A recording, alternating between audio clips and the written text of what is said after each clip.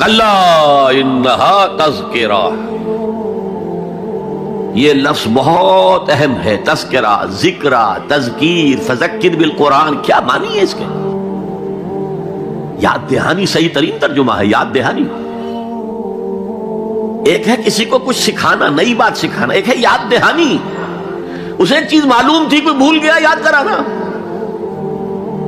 جیسے آپ کے کسی دوست نے آپ کو بہت قیمتی قلم دیا تھا، آپ نے اسے بہت سنبھال کر اپنے ٹرنک میں رکھ دیا، اب سال ہا سال ہو گئے، نہ دوست سے ملاقات نہ وہ یاد، اچانک آپ نے کسی روز ٹرنک کھولا اور وہ قلم آ گیا، تو آپ کو دوست یاد آ جائے گا کہ نہیں؟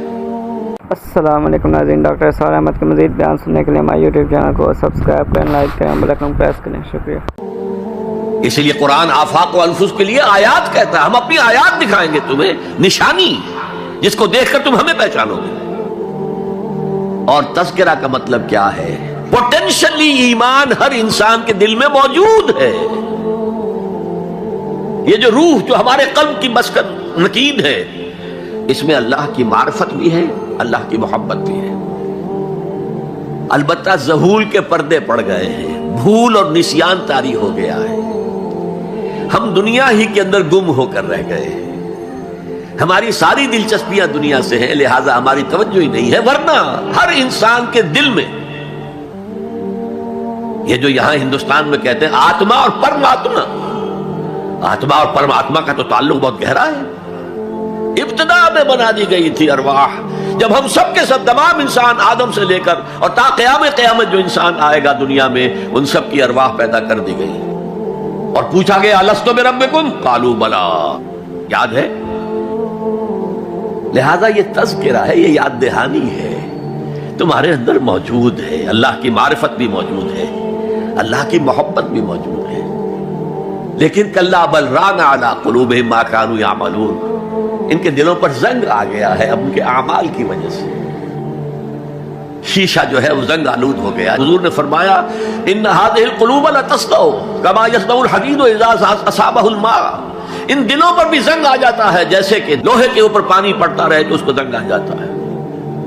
پوچھا گیا فما جلاؤھا یا رسول اللہ، اے اللہ کے رسول ہماری تلواروں کو زنگ لگتا ہے، ہم پالش کرتے ہیں، سیکل کرتے ہیں، وہ پھر چمک اٹھتی ہیں، تو دل پر اگر زنگ آ جائے تو اس کا علاج کیا ہے؟ دو چیزیں فرمائی، کثرت و ذکر الموت و تلاوت القرآن، دو کام کرو کثرت سے، موت کو یاد رکھو، یہاں رہنا نہیں ہے، جانا ہے،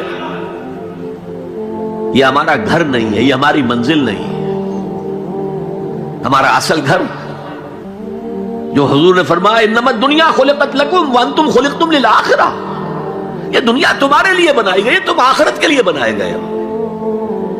اسی لیے حضور نے فرمایا کن فی الدنیا کانک غریب عابر السبیل، دنیا میں ایسے رہو جیسے راہ چلتے مسافر ہو یا اجنبی ہو۔ اپنے بارے میں فرمایا مالی والی دنیا، مجھے تمہاری دنیا سے کیا سروکار، انما مثلی کراکب استظل تحت شجرۃ ثم راح فترکھا، میری مثال اس مسافر کی سی ہے جو ذرا سستانے کے لیے کسی درخت کے سائے میں بیٹھتا ہے تھوڑی دیر، وہ اس کا گھر تو نہیں ہے، اس کی منزل نہیں ہے، پھر وہ اس کو چھوڑتا ہے، اپنا راستہ لیتا ہے۔ یہ اگر ہمارا تصور قائم ہو جائے، کلا انہا تذکرہ، اب اس کے بعد جو الفاظ آئے فی صحف مکرمۃ مرفوعۃ مطہرۃ بایدی سفرۃ کرام بررہ، یہ جو قرآن ہے، جو تذکرہ ہے، یہ بڑے ہی انتہائی پاکیزہ صحیفوں میں ہے، فی صحف مکرمۃ، بڑے باعزت، مرفوعۃ مطہرۃ، مرفوع بلند اور انتہائی پاک، بے ایدی سفرۃ، یہ کن کے ہاتھوں میں ہے؟ لکھنے والے وہ فرشتے، بے ایدی سفرۃ کرام بررہ، جو نہایت باعزت ہے، بہت وفادار ہے اللہ کے۔ یعنی اصل قرآن کہاں ہے؟ لوح محفوظ میں ہے۔ اصل قرآن کہاں ہے؟ ابھی اگلی اب جو پڑھیں گے ہم، کتاب مکنون، چھپی ہوئی کتاب کے اندر ہے۔ اصل قرآن کہاں ہے؟ وَإِنَّهَا لَفِي أُمِّ الْكِتَابِ لَدَيْنَا لَعَلِيٌّ عَظِيمٌ، یہ تو اس ام الکتاب میں جو ہمارے پاس ہے بہت بلند ہے اور بہت عظمت والا ہے۔ اب یہ نوٹ کر لیجئے، ہدایت و ضلالت اس دنیا میں جو مختلف حالتیں انسان پر طاری ہوتی ہیں، یا نعمتوں کی بارش ہو رہی ہے، یا تنگی ہے، فقر ہے، احتیاج ہے، دنیاوی حیثیت ہے، وجاہت ہے، یا دنیا میں گمنامی ہے، کسنوی پرست کے بھیا کیستی، کوئی آپ کا حال ہی نہیں پوچھ رہا کہ تم ہو کون، تمہارے منہ میں کتنے دانت ہیں، یا یہ کہ دنیا میں اقتدار کی کسی مسند پر انسان بیٹھا ہے، یا یہ کہ کوئی اس کے ہاتھ میں اختیار نہیں، یہ تمام جو حالات انسان پر طاری ہوتے ہیں، ان کے جواب میں جو طرز عمل فکری اعتبار سے اور عملاً انسان اختیار کرتا ہے، اس کے 4 درجے ہیں۔ پہلا درجہ ہے انتہائی گمراہی، ضل ضلالا بعیدا۔ وہ کیا ہے؟ اگر عزت ہوئی، نعمتیں ملی، فلاں دیوی یا دیوتا کی نگاہ کرم ہے، اس کی کرپا سے یہ ہو گیا، اور اگر کوئی تکلیف آ گئی، مصیبت آ گئی، معلوم ہوتا ہے کہ فلاں دیوی یا دیوتا ہم سے ناراض ہو گیا، یہ کالی دیوی کی طرف سے کوئی مصیبت آ گئی ہے، یا یہ کہ یہ لکشمی دیوی کی نگاہ کرم ہے کہ ہمیں دولت مل گئی ہے۔ یہ تو ہے شرک۔ شرک ہونے کے اعتبار سے یہ ہے ضل ضلالا بعیدا، انتہائی پستی۔ اس پستی سے اوپر آئیں گے تو توحید کی پہلی منزل ہے۔ عزت دی اللہ نے دی، اگر کوئی تنگی آ گئی، فقر، تکلیف، کوئی ذلت، رسوائی، یہ بھی اللہ کی طرف سے۔ ایک اعتبار سے تو انسان ہدایت پر آ گیا، بڑی گہرائی تھی اس گندگی کی اور اس خباثت کی جو شرک جس کا نام ہے، اس سے انسان نکل آیا، نجاست سے۔ توحید تو ہے، لیکن ابھی اس میں اس کی گمراہی کا ایک ایلیمنٹ شامل ہے، اور یہ گمراہی سے جب تک آگے نہیں آئے گا، اوپر نہیں ابھرے گا، اس کا طرز عمل کیا ہوگا کہ ذرا کچھ مل گیا، عزت مل گئی، پھولے نہیں سما رہے، اب زمین پر قدم نہیں ٹک رہے، گردن اکڑ رہی، کہیں محرومی ہو گئی، کوئی تکلیف آ گئی، کوئی مشقت، فقر آ گیا، اب بجھ کر رہ گئے۔ ان دونوں کیفیات میں انسان کا پینڈولم جو ہے وہ ایکسٹریم کو جائے گا۔ یہ کب ہوگا؟ جبکہ انسان یہ سمجھتا ہے کہ اس دنیا میں جو دولت مل گئی یا عزت مل گئی تو یہ گویا کہ بڑی کوئی قابل فخر شے ہے، اور اگر یہاں پر کوئی تکلیف آ گئی، کوئی مصیبت آ گئی، فقر و فاقہ آ گیا تو یہ گویا کہ بہت ہی اہانت آمیز شے ہے۔ اگر یہ انسان سمجھے گا تو طرز عمل وہ نکلے گا نتیجے کے طور پر جو میں بیان کر چکا ہوں، یہ گمراہی ہے۔ اس گمراہی سے نکلیں گے تو آپ کس مقام پر آئے؟ دوسری منزل ہدایت کی کیا ہے؟ نہ یہ عزت ہے نہ یہ ذلت ہے، دونوں حیثیتیں برابر ہیں کہ یہ امتحان ہے۔ اسی لیے ان دونوں آیتوں میں ایک لفظ قدر مشترک ہے، اذا مبتلاہ، فاما الانسان اذا مبتلاہ ربہ فاکرمہ ونعمہ۔ یہ بھی ایک ابتلا ہے، آزما رہا ہے اللہ، کبھی وہ دے کر آزماتا ہے، کبھی چھین کر آزماتا ہے، کبھی فقر و فاقہ سے آزماتا ہے، کبھی وہ کثرت دولت اور کثرت مال سے آزماتا ہے، کبھی وہ صحت دے کر آزماتا ہے کہ یہ قوت اور توانائی اور صحت جو میں نے دی ہے یہ اس میں کیا کرتا ہے، کبھی وہ مرض کے ذریعے سے آزماتا ہے کہ صبر کرتا ہے کہ نہیں کرتا۔ ہمارے لیے شکوہ اور شکایت تو اس کی زبان پر نہیں آ جاتی، نالا اور شیون تو نہیں آ جاتا، تکلیف جھیلتا ہے کہ نہیں جھیلتا، اس میں تحمل ہے کہ نہیں ہے، تو صبر کرتا ہے یا شکر کرتا ہے۔ یہ دونوں کیفیات در حقیقت اس اعتبار سے مساوی ہے، یہ بھی امتحان، یہ بھی امتحان۔ یہ حقیقت جب سامنے ہوگی اب وہ پینڈولم جو ہے وہ بہت کم ہو جائے گا، یعنی انسان میں طبعی طور پر تو ایک اثر ہوتا ہے غیر اختیاری، کسی چیونٹی نے کاٹا آپ کے پاؤں پر، آپ اپنا پاؤں ہٹا لیں گے، اس میں کوئی ارادہ نہیں ہے، یہ ریفلیکس ایکشن ہے، غیر اختیاری فعل ہے۔ اس حد تک تو انسان ضرور متاثر ہوتا ہے، اس سے تو کوئی انسان جو ہے وہ بلندر نہیں ہو سکتا۔ حضرت ابراہیم رضی اللہ تعالیٰ عنہ، حضور کے وہ نومولود فرزند، انتقال جب ہو رہا تھا آپ کی آنکھوں میں آنسو آ گئے۔ اب یہ ایک طبعی اثر ہے، ایک فعل ہے، انفعالی کیفیت ہے جو بالکل طبعی ہے، لیکن یہ نہیں کہ اس کی وجہ سے انسان کی زبان پر کوئی شکوہ آ جائے، کوئی شکایت آ جائے، یہ نہیں ہوگا، یہ ایمان کے منافی ہے۔ اسی طریقے سے اگر کوئی خوشی ہوئی ہے تو چہرے کے اوپر ایک نکھار آ جائے گا، تبسم آ جائے گا، اس سے زائد نہیں۔ اس حد تک تو یوں سمجھیے کہ انسان کا طبعی تقاضا ہے۔ اس سے زیادہ یہ پینڈولم اگر سوئنگ کر رہا ہے تو گویا کہ اس حقیقت سے انسان محجوب ہے کہ یہ بھی امتحان ہے، یہ بھی امتحان ہے، جو ہم سورہ حدید میں پڑھ چکے ہیں۔ ما اصاب من مصیبت فی الارض ولا فی انفسکم الا فی کتاب من قبل ان نبراها ان ذلک علی اللہ یسیر لکی لا تعصوا علی ما فاتکم ولا تفرحوا بما آتاکم۔ اللہ تمہیں کچھ دے تو اتراؤ مت، اللہ تم سے کچھ چھین لے تو اس کے اوپر افسوس مت کرو۔ یہ نتیجہ ایمان کا نکلنا چاہیے۔ اگر تمہیں ایمان ہے اللہ پر، اگر تمہیں یقین ہے کہ جو کچھ ہوا ہے اللہ کے اذن کے بغیر نہیں ہوا، اگر تمہیں یقین ہے کہ اللہ نے جو میرے لیے طے کیا ہے اس میں میرے لیے خیر ہی ہے، چاہے فی الحال فی الوقت فوری طور پر مجھے ناگوار محسوس ہو رہی ہے بات، لیکن یقیناً میرے لیے اس میں خیر ہے میرے رب کی طرف سے، کہ ہر چیز ساقی ما ریخت عین الطاف است۔ ہم تو شارٹ سائٹڈ ہیں، ہم دیکھ نہیں سکتے کسی شے کو، ہم اس کے ظاہر کو دیکھ کر گھبرا اٹھتے ہیں کہ یہ تو تکلیف آ گئی، کیا پتا اسی کے پردے میں اللہ کی رحمت آ رہی ہے۔ میں نے وہ رئیس امروہوی کے اشعار آپ کو کئی دفعہ سنائے ہیں، وہ وقت آیا کہ ہم کو قدرت ہماری سعی و عمل کا پھل دے، بتا رہی ہے یہ ظلمت شب کہ صبح نزدیک آ رہی ہے، ابھی ہے کچھ امتحان باقی، فلاکتوں کے نشان باقی، قدم نہ پیچھے ہٹے کہ قسمت ابھی ہمیں آزما رہی ہے۔ رئیس اہل نظر سے کہہ دو کہ آزمائش سے جی نہ ہارے، جسے سمجھتے ہو آزمائش وہی تو بگڑی بنا رہی ہے۔ اسی آزمائش سے تو بگڑی بنے گی، اسی سے تو تمہارا خیر جو ہے اجاگر ہوگا، سامنے آئے گا، پتہ چلے گا who's who, what is what۔ ابو بکر میں کتنا یقین اور ایمان تھا، یہ کیسے معلوم ہوگا؟ کیسے معلوم ہوگا کہ بلال میں کتنا سہار، کتنا تحمل تھا، کتنا صبر تھا، اگر وہ مصیبت ان پر نہ آتی کہ جو امیہ ابن خلف کے ہاتھوں ان پر قیامت ٹوٹ رہی تھی۔ تو یہ ساری چیزیں جو ہے ما اصاب من مصیبت فی الارض ولا فی انفسکم الا فی کتاب من قبل ان نبرأ ان ذلک علی اللہ یسیر لکی لا تأسوا علی ما فاتکم ولا تفرحوا بما آتاکم واللہ لا یحب کل مختال فخور۔ اگر اس حقیقت سے محجوب ہو جاؤ گے تو پھر اختیال اور فخر اور گھمنڈ پیدا ہو جائے گا تمہارے اندر، یا دوسری طرف مایوسی، کمر ہمت ٹوٹ کر رہ جائے گی، خودکشی کرنے کو انسان آمادہ ہو جاتا ہے، ذرا کوئی ناکامی دنیا میں آ گئی، کوئی تکلیف آ گئی۔ یہ ہے در حقیقت تیسری منزل، ہدایت کی دوسری سیڑھی۔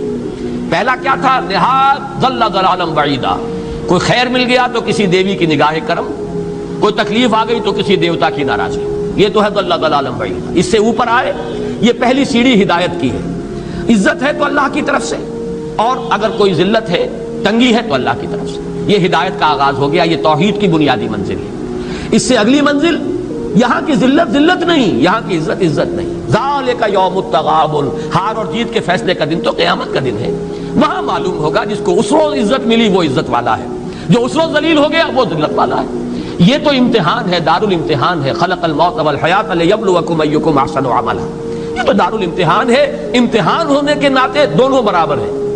اس سے اوپر ہے ایک چوتھی منزل، ہدایت کی تیسری منزل۔ وہ کیا ہے؟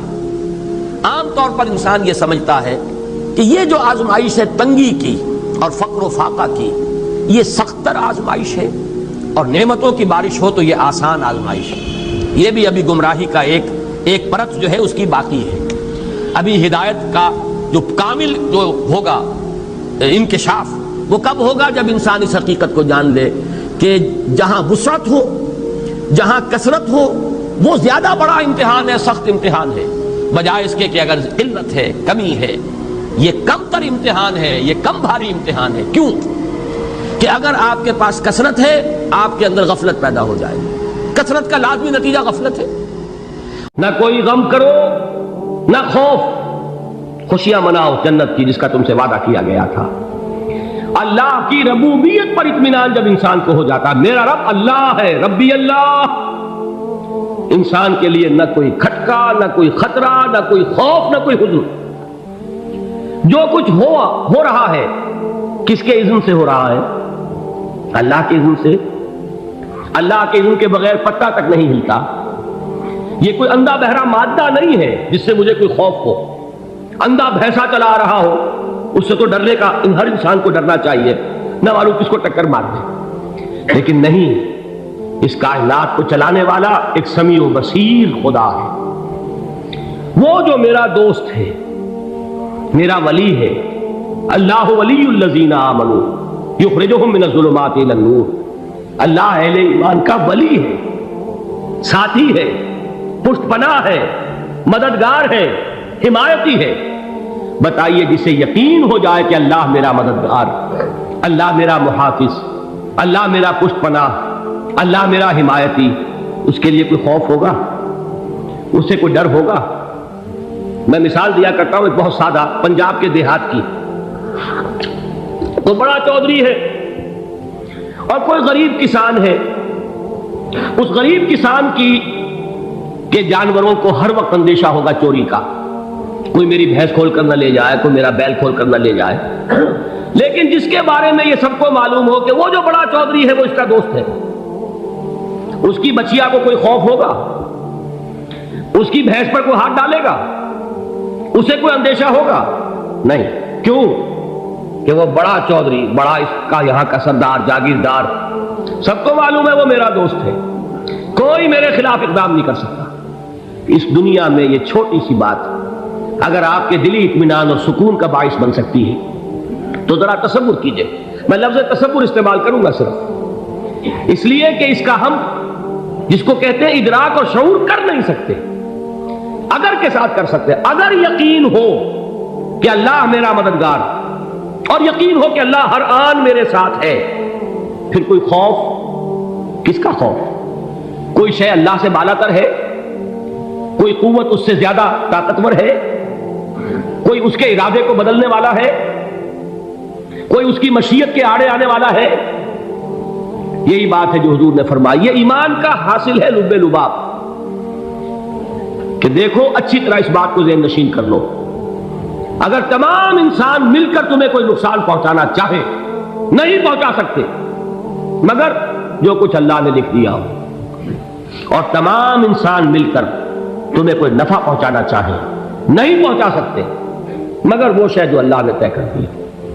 آپ پھر میں کہوں گا ذرا طاری کیجئے، اسے فرض کیجئے، اسے سوچئے، اگر اس حدیث پر ہمارا دل ٹھکا ہوا ہو تو کسی سے ڈر ہوگا؟ یہ مجھے نقصان نہ پہنچا دے، یہ میری رپورٹ خراب نہ کر دے، یہ میری انکریمنٹ نہ رکوا دے، یہ میرا یہ نہ بگاڑ دے، یہ میرا یہ نقصان نہ پہنچا دے۔ اس کا ڈر، اس کا ڈر، اس کا خوف، اس کی خوشامد، اس کے لیے جا کر طرح طرح سے اپنی عزت نفس کو ذلیل کروانا اس کے سامنے، یہ سب کچھ کیوں کرتا ہے انسان؟ جب سمجھتا ہے کہ اس کے ہاتھ میں میرا کوئی نفع ہے، اس کے ہاتھ میں میرے لیے کوئی ضرر ہے، یہ مجھے کوئی غضب پہنچا سکتا ہے، یہ مجھے کوئی نقصان پہنچا سکتا ہے، یہ میرا کوئی کام بنا سکتا ہے، یہ میری کوئی ضرورت پوری کر سکتا ہے، اسی کا نام شرک ہے۔ جہاں آپ نے یہ سمجھا کہ غیر اللہ کے اندر کوئی طاقت موجود ہے وہی شرک ہے۔ بتوں سے تجھ کو امیدیں، خدا سے نو امیدی، مجھے بتا تو صحیح اور کافری کیا ہے؟ شرک تو یہ ہے۔ جس پر بھی تمہیں یہ خیال ہے کلمہ ہے، یہ کلمہ سوم، لا حول ولا قوت الا باللہ، ذرا اس پر دل کو کبھی اگر آپ تصور کریں، پھر فرض کریں، دل ٹھک جائے اس پر، کوئی طاقت نہیں۔ یہی بات تھی جو شیخ عبد القادر جیلانی رحمۃ اللہ علیہ نے اپنی وصیت میں اپنے بچے سے کہی۔ 11ویں دینے والے ہیں لیکن حضرت شیخ عبد القادر جیلانی کی وصیت اور تعلیمات کو کتنے لوگ ہیں جانتے ہو؟ یہ جن مقامات تک پہنچے ہیں وہ کس چیز کی بدولت پہنچے؟ انہوں نے جو پیغام دیا وہ کیا تھا؟ اے میرے بچے، جس طریقے سے قرآن مجید میں حضرت لقمان کی نصیحتیں جو ہے نقل کر دی گئی ہیں، میں یہ عرض کروں گا بالفرض اگر قرآن حضرت عبد القادر جیلانی کے بعد نازل ہوا ہوتا تو شیخ عبد القادر کی یہ نصیحتیں بھی قرآن میں درج ہوتی۔ اتنی اونچی نصیحتیں ہیں۔ اے میرے بچے، اس حقیقت کو ذہن نشین کر لے، لا فاعل فی الحقیقت ولا مؤثر الا اللہ، اس کائنات میں نہ کوئی فاعل حقیقی ہے نہ مؤثر حقیقی ہے سوائے اللہ۔ کسی شے میں کوئی تاثیر نہیں اگر اللہ نہ چاہے، آگ جلا نہیں سکتی اگر اللہ نہ چاہے، پانی ڈبو نہیں سکتا اگر اللہ نہ چاہے، زہر ہلاک نہیں کر سکتا اگر اللہ نہ چاہے، کوئی چیز فائدہ نہیں پہنچا سکتی اگر اللہ نہ چاہے۔ تو در در پہ کیوں سر جھکاتے ہو؟ در در پر کیوں جبیں سائی کرتے ہو؟ سب کے سامنے کیوں ہاتھ پھیلاتے ہو؟ ایک اللہ سے مانگو، ایک اللہ کے سامنے زمین پر اپنی جبین رکھو۔ لا فاعل فی الحقیقت ولا مؤثر الا اللہ۔ نظر آتا ہے ہمیں کہ پانی پیاس بجھا دیتا ہے، پیاس بجھانے کی صلاحیت پانی میں نہیں ہے، اللہ کے اذن سے۔ کھانا بھوک مٹا دیتا ہے، بھوک مٹانے کی صلاحیت کھانے میں نہیں ہے، اذن رب میں ہے۔ دیکھیے یہی یقین تھا حضرت موسیٰ علیہ السلام کا واقعہ یاد کیجئے۔ سامنے سمندر آ گیا ہے، قوم دیکھتی ہے پیچھے کہ گرد و غبار کا طوفان، معلوم ہوا کہ فرعون اپنے لشکر سمیت آ گیا۔ لشکر جب چلتا تھا تیز رفتاری کے ساتھ تو گرد و غبار کا جو طوفان اٹھتا تھا اس کا تصور کیجیے، اور لمحہ بلمحہ وہ قریب آ رہا ہے۔ پوری قوم نے کیا کہا؟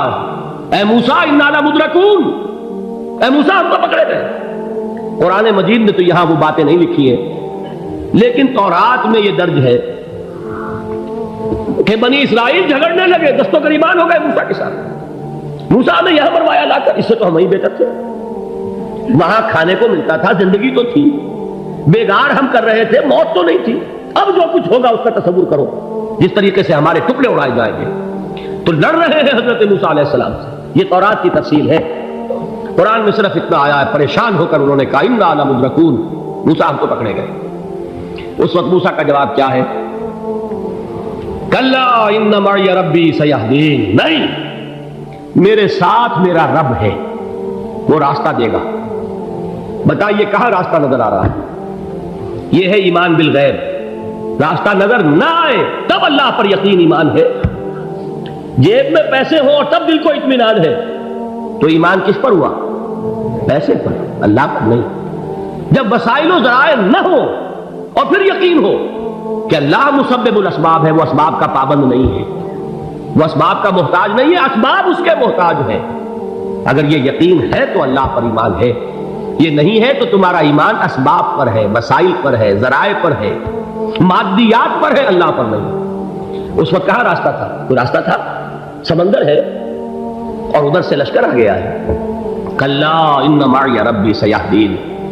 اب دیکھیے ایمان کہہ دینا آسان ہے، ہوا معکم اینما کنتم، جہاں کہیں بھی تم ہوتے ہو اللہ تمہارے ساتھ ہوتا ہے، لیکن اس کا یقین قائم ہو جائے تو زمین و آسمان کا فرق واقع ہو جائے۔ یہی بات ہوئی حضور کے ساتھ۔ غار ہے، چھپے ہوئے ہیں محمد رسول اللہ اور آپ کے وہ یار غار ابو بکر صدیق رضی اللہ تعالی عنہ۔ اقبال نے حضرت ابو بکر کی شان میں چند اشعار کہے صرف، لیکن واقعہ یہ ہے کہ بھاری بھاری نظموں پر اور قصیدوں پر بھاری ہے، طویل ترین نظمیں اور قصیدے ہوں ان پر بھاری ہے۔